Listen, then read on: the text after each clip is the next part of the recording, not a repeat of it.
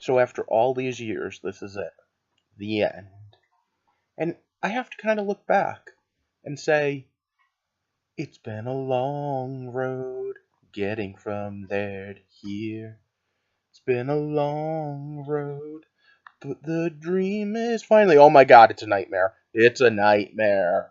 What the hell happened? Daenerys, what did you do? Welcome to the heart of the stories we tell. My name is Rob, and tonight I will be reviewing Game of Thrones, Season 8, Episode 6. The end.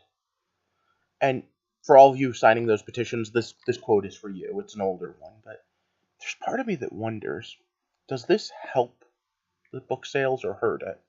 At the end of the day, does the fact that all of this is done and over with, and we now know somewhat how the end is, on my own anecdotal side, I know that I myself and several people I know only started reading the book post season 2.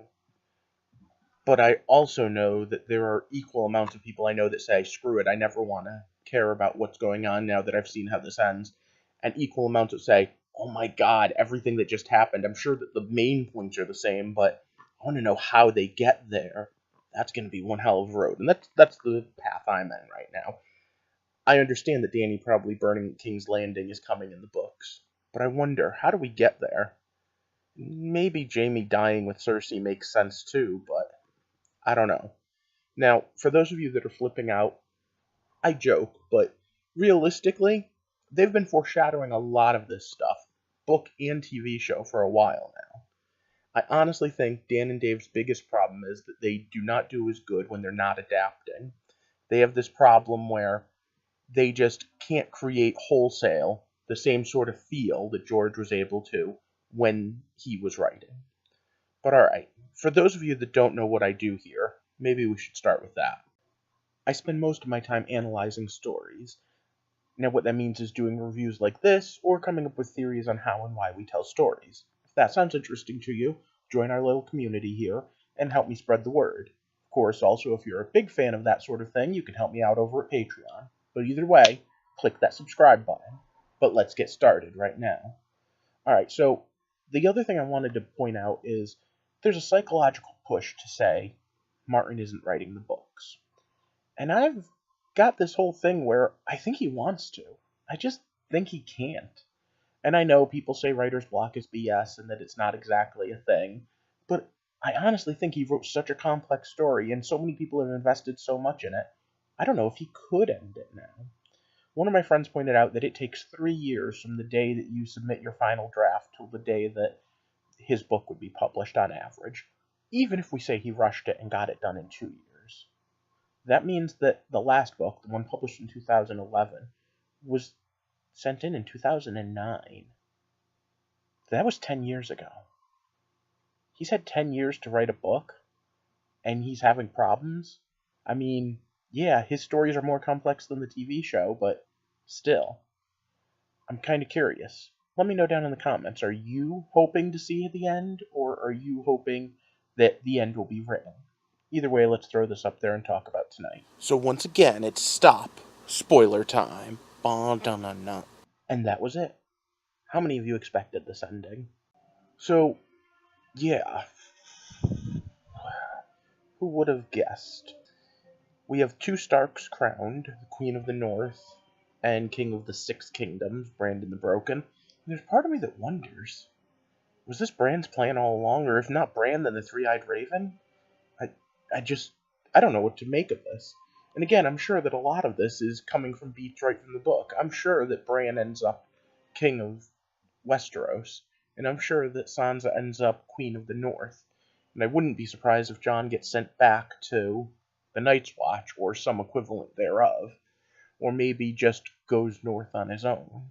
But at the end of the day, I even think Arya might end up following her own ancestors' footsteps. Brandon the Shipwright did try to sail west of Westeros and find out what was there. In the books, he might actually be have bastards who ended up being Goodwin, Godfrey, something like that, over on the Iron Islands. It's a whole theory, but I could talk about that another time. Instead, I want to talk about craziness of what this all was. And the fact that it was a great analogy for today. What's the biggest monster you can imagine? One that thinks that everything they're doing is right, and that because they're right, anyone that stands against them must be wrong. And if you're destined to be good and be the hero, then obviously anyone standing against you must be the villain, right?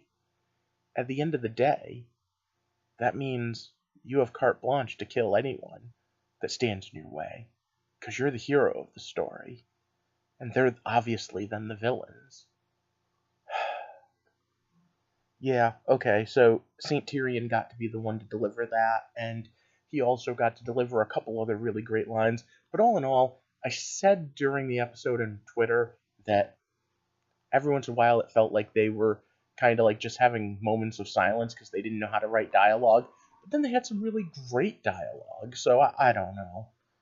All in all, Jon's arc is going to get a lot of complaints. They're going to say, why did he get brought back? Why was it that he should even be there? But you know what? He was a foil to Dany at the end. And I think in the books there's more to it, but not a lot more.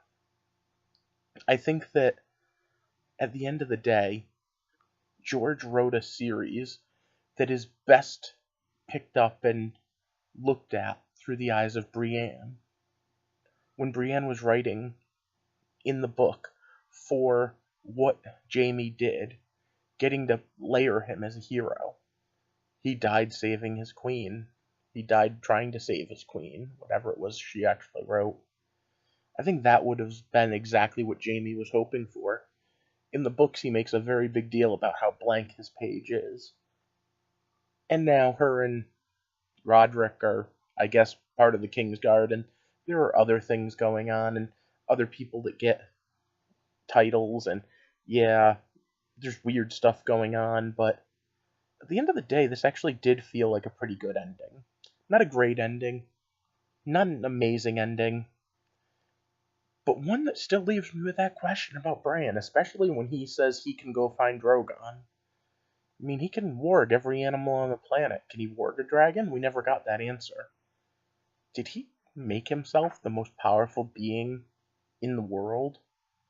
Did he make himself ruler of the Six Kingdoms and his sister, who of course allies him? Let me know what you think down in the comments. And do you also think whether or not a series should have a question like that at the end? And of course, I need to ask you to like and share this video and click the subscribe button if you haven't already, because whew, that was a lot to go through. So a big thank to my Patreons, and I hope that you join me back here next time I'm talking about a show. Watchmen looks good, so do other shows, but I don't know. Maybe I'll do a Game of Thrones book, a Song of Ice and Fire book talk one of these days. Let me know in the comments down below if you're interested in that too. For now, I hope you have a good night, and whew, that was one hell of a wild ride.